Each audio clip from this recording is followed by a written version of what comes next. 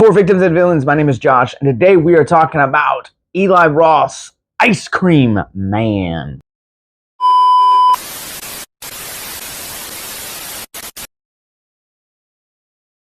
Ice Cream Man chronicles, an ice cream man who serves up a special blend of ice cream that makes the neighborhood a little bloodthirsty. This movie was just okay. It's a definite definition of mixed bag. There are great things about this movie, and then there are just really terrible, forgettable things about this movie. I think the thing that strikes me most about this movie is how familiar it feels, how it pulls seemingly elements of iconic horror icons like Freddy Krueger, Art the Clown, and even the much underappreciated Willy's Wonderland, and kind of mixes those elements together to really create something that feels bloody, but also at the same time very familiar and kind of just a re-gifted gift, if you will. Now, I don't know if other folks are going to make this comparison or not, but Ari Millen, the gentleman who plays the Ice Cream Man in this film, definitely reminded me of David Howard Thornton's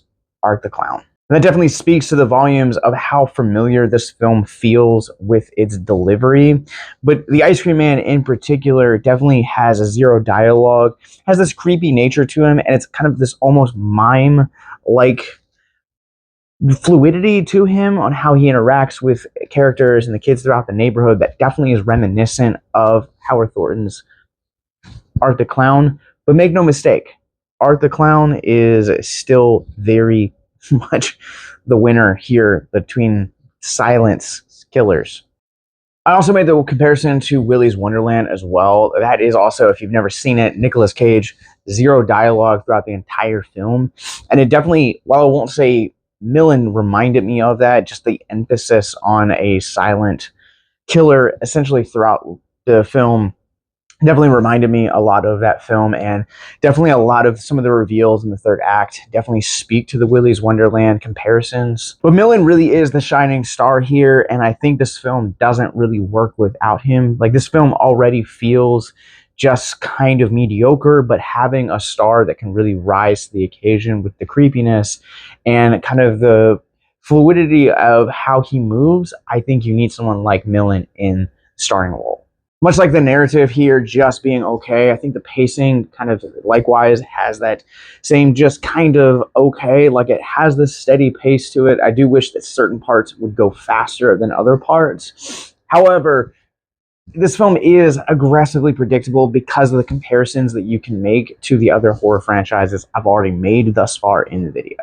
And so not only do you have a predictable narrative, but in terms you also have predictable pacing on how characters are going to make certain decisions and how certain events are going to play out. It's very, very frustrating, to say the least. While we talk about the greatness of Ari Millen, who plays the titular character here, let's not get it twisted. The gags and the bloodbath here is the real star. If there's any force here that is going to make me recommend Ice Cream Man, this is going to be for all of my gore hounds out here and fans of the genre that just like it, the bloodier the better.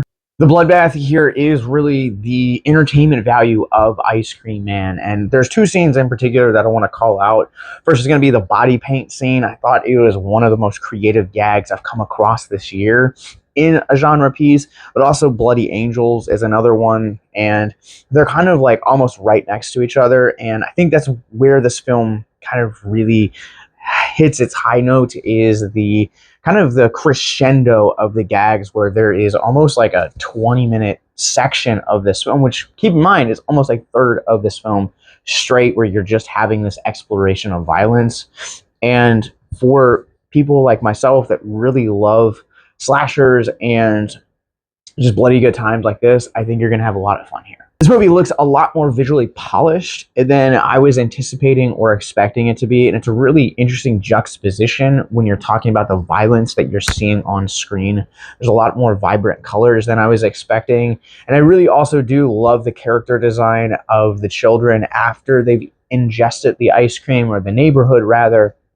It just kind of makes for this really interesting zombie adjacent look, but having the polished kind of more modern day look to this is a really interesting feeling. Going back to that sequence I talked about on the playground and kind of this exploration of violence, I think one of the things that is really interesting to note here is how the fluidity of the camera in that particular sequence moves. It has this almost documentary like feel to it that, again, speaks to the surprising elements of this movie. I think you need the surprising elements of those movies to really offset a lot of the familiar and predictable elements that Roth brings to the table here. With that one said, I'm ready to run this one through our Rorschach rating scale.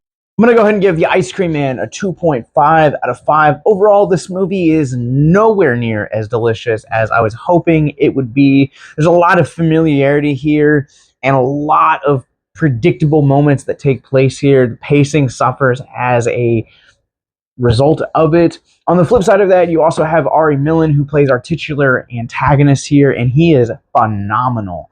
Not to mention that the gags and a lot of the bloody set pieces here are the real star and the real shining reason to check this movie out. Ice Cream Man opens nationwide beginning August 7th. In the show notes below, you guys will find links to not only where to check it out, but discover how to see this movie for free thanks to Atom Tickets. In the show notes below, you guys will find links to our mental health resource library, as well as links to our social media and more movie reviews and podcasts like this, as well as that subscribe button. So until next time, remember to keep it classy and keep it spooky.